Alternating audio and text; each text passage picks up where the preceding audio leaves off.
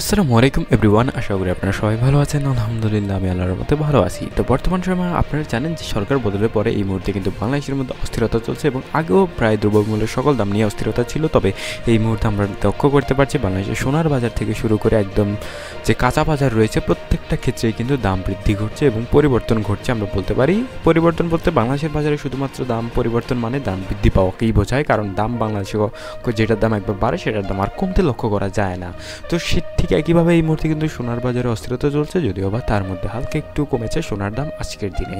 তো এই মুহূর্তে কত টাকা পড়ছে 18 ক্যারেট, 21 ক্যারেট, 22 ক্যারেট সকল ক্ষেত্রের আপডেটটা জানিয়ে দেওয়ার চেষ্টা করব। তো বর্তমান সময় আপনারা জানেন যে বাজুস অর্থাৎ বাংলাদেশ জুয়েলার অ্যাসোসিয়েশন দাবি করছে যে আন্তর্জাতিক বাজারে সোনার দামের অস্থিরতা চলছে এবং যার ফলে বাংলাদেশের বাজারেও সোনার দামের পরিবর্তন ঘটছে। তো এবার কথা না বাড়িয়ে সরাসরি জানাবো সোনার দাম কত টাকা পড়ছে এই মুহূর্তে প্রতি ভরি, প্রতি আনা এবং বিস্তারিত সকল আপডেট। তো এক কথায় তো শুরু করা যাক ভিডিওটা। তো প্রথমে জানাবো আপনাদের 18 ক্যারেট। বর্তমান সময়ে 18 ক্যারেটের ক্ষেত্রে প্রতি এক আনা সোনার দাম পড়বে 7,015 টাকা এবং প্রতি ভরি সোনার দাম পড়বে 1,12,250 টাকা। তো একই সাথে 21 ক্যারেটের ক্ষেত্রে প্রতি এক আনা সোনার দাম পড়বে 8,184 টাকা এবং প্রতি ভরি সোনার দাম পড়বে 1,30,953 টাকা। তো এবার আপনাদের একটু জানিয়ে দেওয়ার চেষ্টা করবো আমরা 22 ক্যারেটের আপডেট।